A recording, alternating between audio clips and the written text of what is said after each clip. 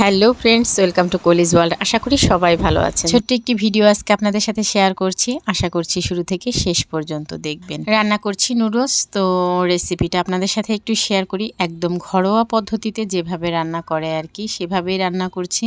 Noodles আমি ভালো করে সেদ্ধ করে নিয়েছি। তারপর কড়াইতে তেল দিয়ে পেঁয়াজ কুচি দিয়ে আলু আর গাজর দিয়ে দিলাম, সাথে কিছু কাঁচামরিচও আছে, তো দিয়ে দিয়েছি। এখন এর মধ্যে দিয়ে দিলাম লবণ, দিয়ে দিলাম হলুদ গুঁড়ো। তো এটা হচ্ছে আমি একটু রান্না করে নিচ্ছি আর কি। তো এই তো ঢেকে ঢেকে রান্না করব, তাহলে এটা সিদ্ধ হয়ে যাবে, ভালো লাগবে খেতে। যাই হোক, খুবই সিম্পল পদ্ধতিতে রান্না। আপনাদের সাথে একটু কথা বলি। তো অনেক দিন পর আপনাদের সাথে দেখা, আমি কি বলবো কিভাবে বলবো কিছুই বুঝতে পারছি না। আমি যে ভয়েস দেব ভিডিওতে, কি বলবো কিছুই বুঝতে পারছি না। তবে এখানে কিছু ফ্রেন্ড হয়ে গিয়েছে যারা নাকি আমাকে অনেক ভালোবাসেন, আমিও তাদেরকে অনেক বেশি ভালোবাসি। তো তাদের সাথে কথা বললে, তাদের কথা মনে পড়লে আমার খুবই ভালো লাগে। তাদের কমেন্টসগুলো পড়লে ভালো লাগে, তাদেরকে কমেন্টস করতে ভালো লাগে। তো আবার আপনাদের সাথে দেখা হবে, কথা হবে। তো এটা একটু চিন্তার বিষয় ছিল। যাই হোক, সবার সাথে যখন আবার দেখা হলো, কথা হলো, সবাই সবার পাশে থাকবো, এটাই হচ্ছে কথা। সবাই মিলে মিশে একসাথে কাজ করতে চাই, সবাইকে ভালোবাসা দিতে চাই, ভালোবাসা পেতে চাই, এটাই হচ্ছে আমাদের একমাত্র ব্রত। আর ঈশ্বরের কাছে সবসময় প্রার্থনা করি। যাই হোক, আলু গাজরটা আমি একটু রান্না করে নিয়েছি, তারপর ডিমটা ভাজি করে নিয়েছি ওর সাথে। এখন দিয়ে দিয়েছি এর মধ্যে নুডলস।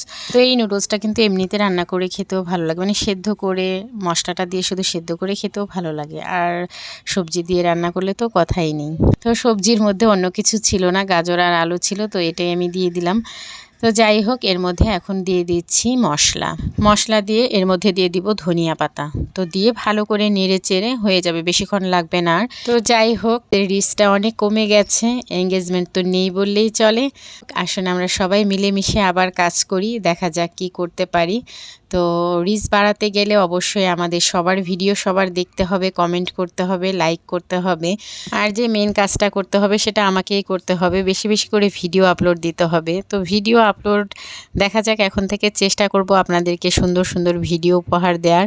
তো আপনাদের কাছে ভালো লাগলে আমি সার্থক। আর এই তো আমার নুডলসটা হয়ে গিয়েছে। নুডলসটা কিন্তু দেখতে যেমন সুন্দর হয়েছে, খেতেও কিন্তু অসাধারণ হয়েছে। তো যাই হোক, যেটা বলছিলাম, সবাই ভালোবেসে একে অপরের পাশে থাকতে চাই। দিয়ে দিচ্ছি একটু সস। তো সসটা দিলে আমার মনে হয় টেস্টটা দ্বিগুণ হয়ে যায়, তাই জন্য একটু সস দিয়ে দিলাম।